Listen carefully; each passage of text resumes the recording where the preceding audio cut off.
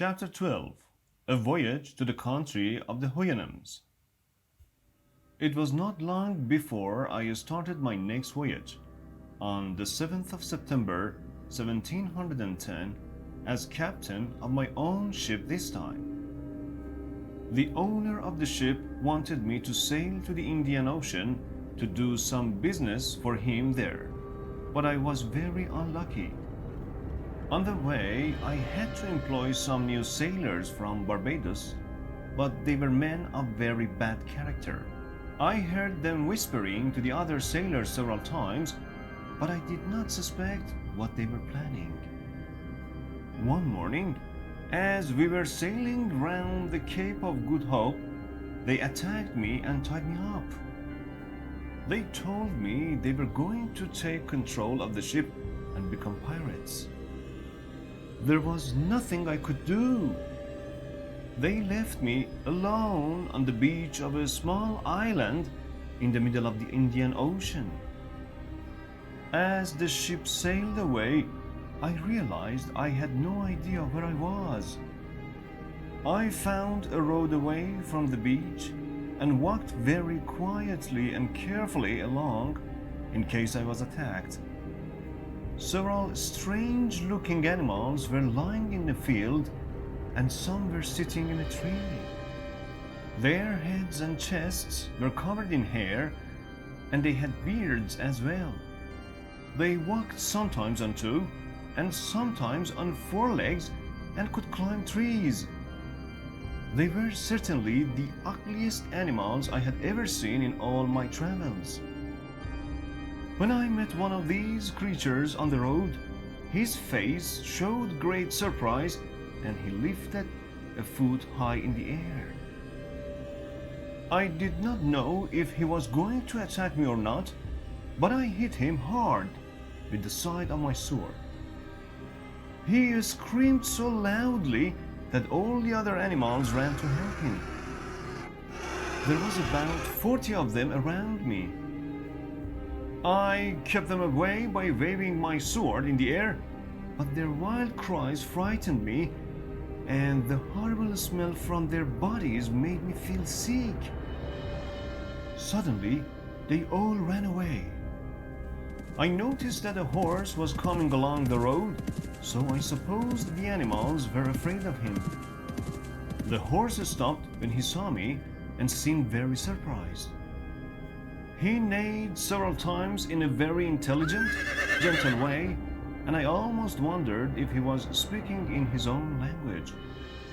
When another horse came along, the two horses walked up and down together while neighing to each other. They seemed like two important people discussing a difficult problem. I watched this with astonishment and decided that if the animals in this country seemed so sensible, the human beings must be the most intelligent in the world. The two horses then came close to me, looking at my face and clothes with great interest.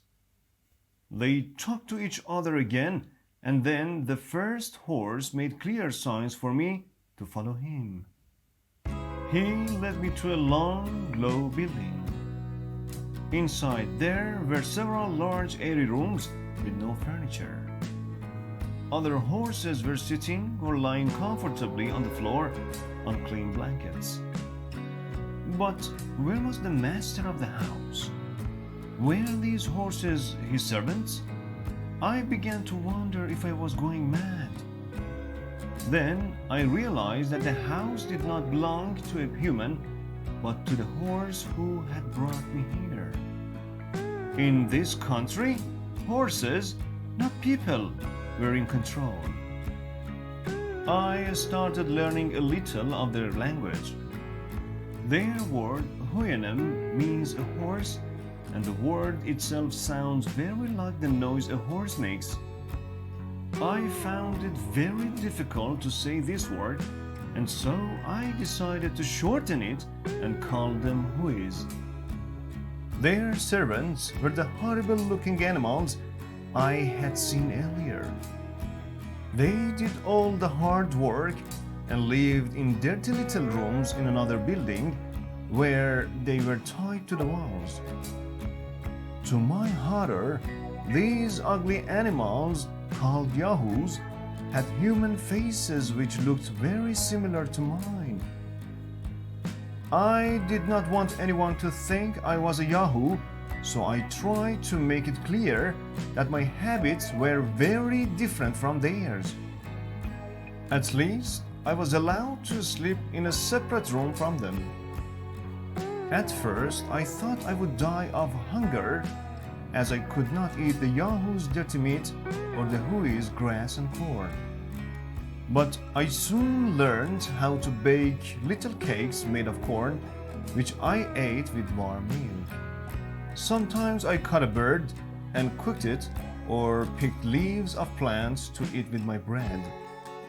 My Hui master was very interested in me, and as soon as I could speak the language, he asked me to explain where I had come from. "Well, master," I neighed, "I've come from a country on the other side of the world. And you may not believe this, but in my country all the important people look like Yahoos."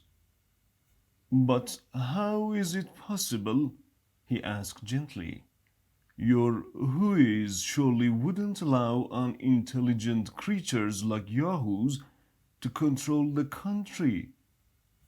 "It may seem strange," I agreed, "but you see, I was surprised to find that in this country the Huis are the sensitive and intelligent creatures.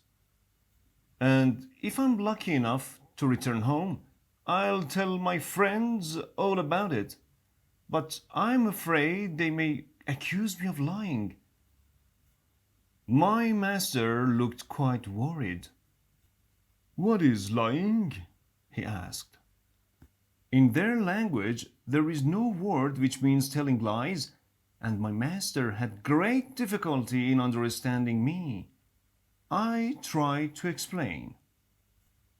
"Oh," he answered, still unsure. "But why does anyone tell a lie? There is no reason for doing it. We use language in this country in order to understand each other and to give and receive information. If you don't tell the truth, how can people understand each other?" I began to see how different Hui life was from what I was used to. "But tell me," he continued, "about your country." I was delighted to describe recent English history to him, especially some of our most successful wars. "But why does one country attack another?" he asked. "There are many reasons," I replied. "A king or his lords may want more land. Or there may be a difference of opinion between two countries. For example, whether uniforms should be black, white, red, or gray. Sometimes we fight because the enemy is too strong, sometimes because he isn't strong enough. Sometimes our neighbors want the things we have or have the things we want. So we both fight until they take ours or give us theirs. We often attack our best friend if we want some of his land. There is always a war somewhere. For this reason, being a soldier is one of the best jobs you can have." "A soldier?" repeated my master.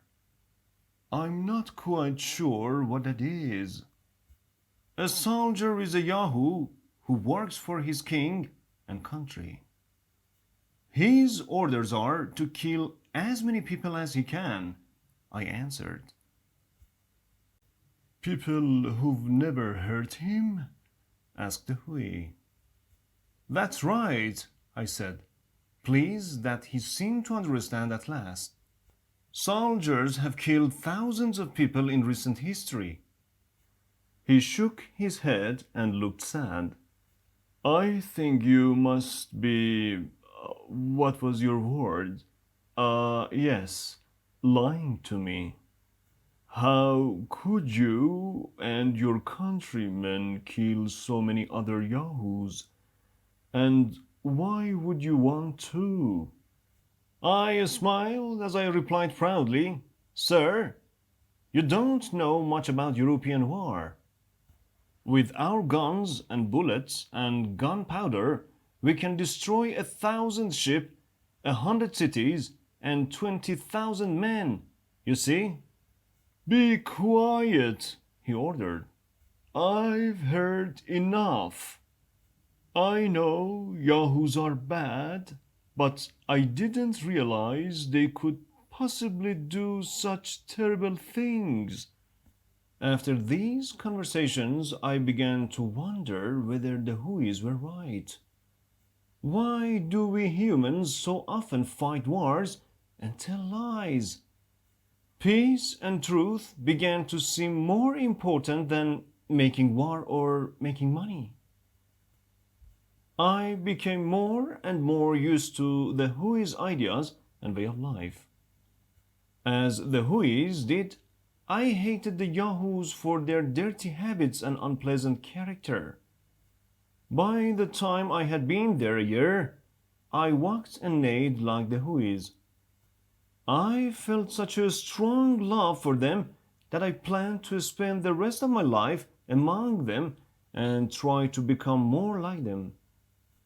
It is a great sadness to me, even today, that this was not possible. One day, my Hui master said, Can you explain something to me?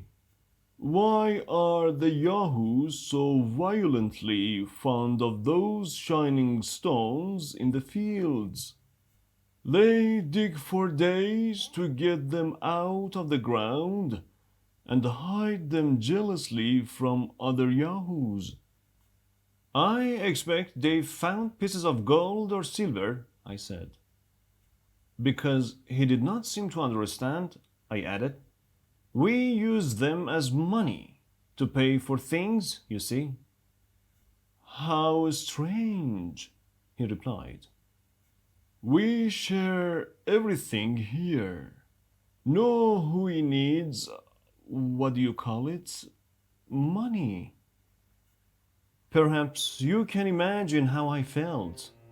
I knew I could be happy forever with these sensible, gentle creatures who never lied or stole, in a country which had no disease, no crime, no wars. But this perfect happiness did not last long. I'm sorry, said my master one day. My friends and I have decided you can't stay here any longer. You see, you're neither one of us nor a Yahoo. No! I cried desperately. Don't send me away! How can I go back to England to live with those awful Yahoos? I'm afraid you must, he replied gently. My servants will help you make a boat. And so, 2 months later, although I was very sad to leave, I said goodbye to my dear master and his family and rode away from the land of the Huis. I knew that I would never find happiness anywhere else. After several days traveling eastwards, I arrived in Australia and from there managed to find a ship returning to Europe. I did not enjoy the voyage. The sailors all laughed at me because I walked and neighed like a horse. They looked just like those horrible Yahoos, and at first I could not let them touch me or come near me. Their ugly faces and unpleasant smell made me feel quite ill. And when I arrived home in England, after being away for 5 years, my wife and children were delighted to see me because they had thought I was dead. But to my horror, They looked and smelled like yahoos too, and I told them to keep away from me. Even now, 5 years later, I do not let my children get close to me, although I sometimes allow my wife to sit with me while I eat. I try to accept my countrymen now, but the proud ones who are so full of their own self importance, well, they had better not come near me. How sad that people cannot learn from the Huis. I was hoping that perhaps human beings would change their ways after reading the stories of my life with the Huis. But they accuse me of lying in my book. And now I realize that people still lie, steal, and fight just as they have always done and probably will always do. I will say no more. Clearly, there is no hope for human beings. I was stupid to think that I could bring reason and truth into their lives and thoughts. Humans are all yahoos, and yahoos they will remain.